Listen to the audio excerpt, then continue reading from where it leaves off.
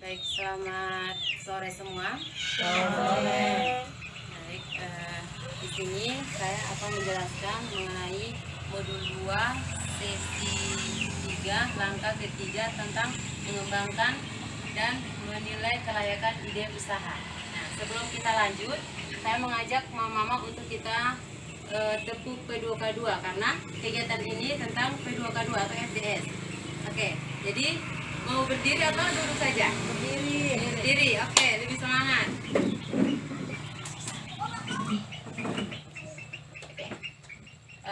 Boleh bersuara ya, Mama? Iya. Tepuk P2K2. Pertemuan, peningkatan, kemampuan, keluarga. Oke, terima kasih. Silakan duduk.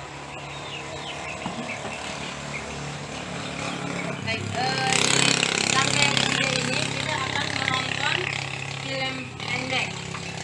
Jadi saya langsung saja ya.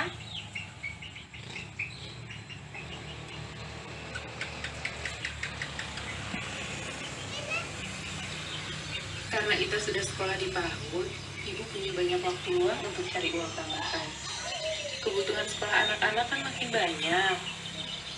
2 tahun lagi, Dewi masuk SMA, dan Ita di TK. Padahal bantuan tinggal setahun lagi, Ibu mau coba jualan ikan, Pak. Apa berjualan ikan bisa untung, Bu? Pasti untung, Pak. Banyak kok ibu-ibu yang melakukannya. Ibu akan ambil ikan dari petambak di pagi hari dan menjualnya di pasar dengan harga lebih tinggi. Petambaknya dibayar setelah kita selesai jualan. Jadi, kita tidak perlu banyak modal. Ibu kan udah punya sedikit tabungan buat modal, Pak.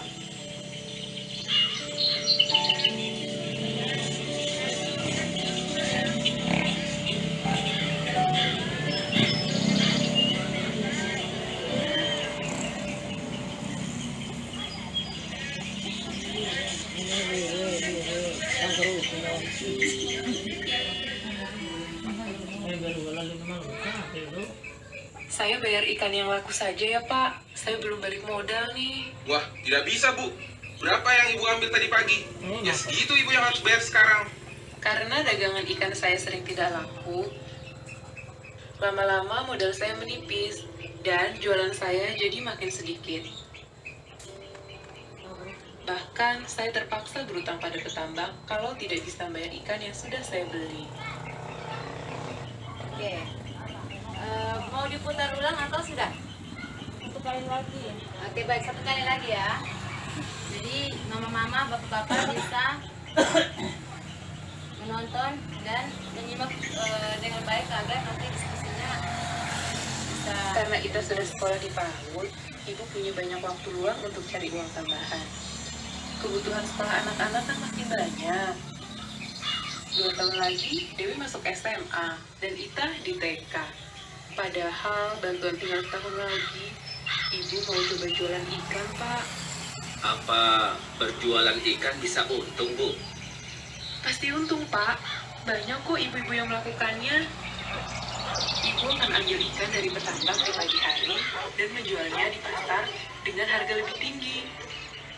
Petambaknya dibayar setelah kita selesai jualan. Jadi, kita tidak perlu banyak modal. Ibu kan udah punya sedikit tabungan buat modal, Pak.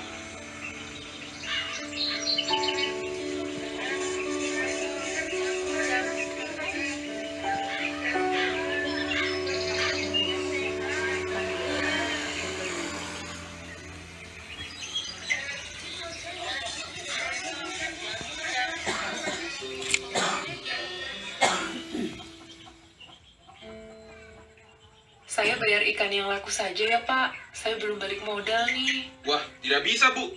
Berapa yang Ibu ambil tadi pagi? Ya segitu Ibu yang harus bayar sekarang.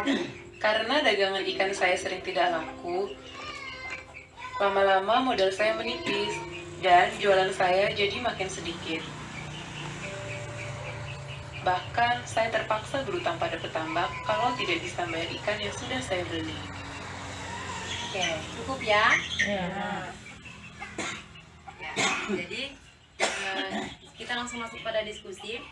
Di sini saya mau bertanya, masalah apa yang terjadi pada usaha ibu ini tadi di film.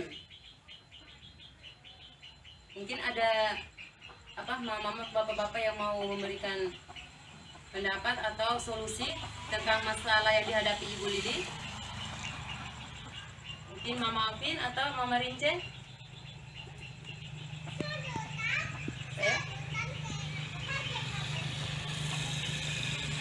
Masalahnya itu ikannya kurang bagus sehingga pembeli tidak sempat untuk membeli ikan yang dijual oleh Ibu Lidi.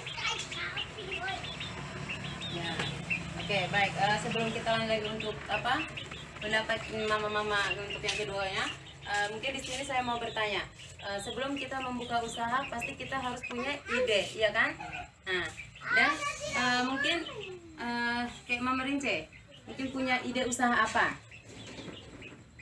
Kios atau mau jual ikan atau buka warung? Oh, kita cium.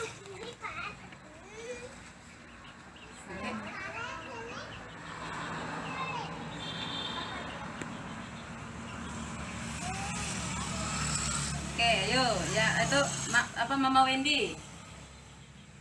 Ada ide usaha? Kalau seandainya saya pengennya usaha jual kue. Karena usaha jual kue itu paling baik buat menurut saya. Ya, baik, terima kasih. Oke, kita tepuk hebat dulu ya untuk Mama Vin sama Wendy. Tepuk hebat. A E B A T hebat. Oke, terima kasih. Baik. Jadi untuk memulai usaha, jadi kita harus punya ide usaha dulu ya. Dan ketika sudah ada ide usaha, kita harus merencanakan lebih matang dulu baru kita bisa membuka usaha.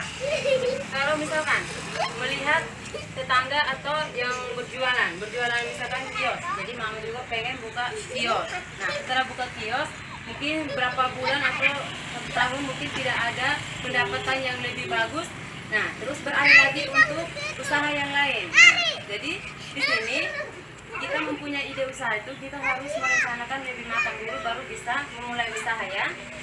Oke, jadi seperti di klip ini Mama Wendy ya, usahanya itu kue apa Mama?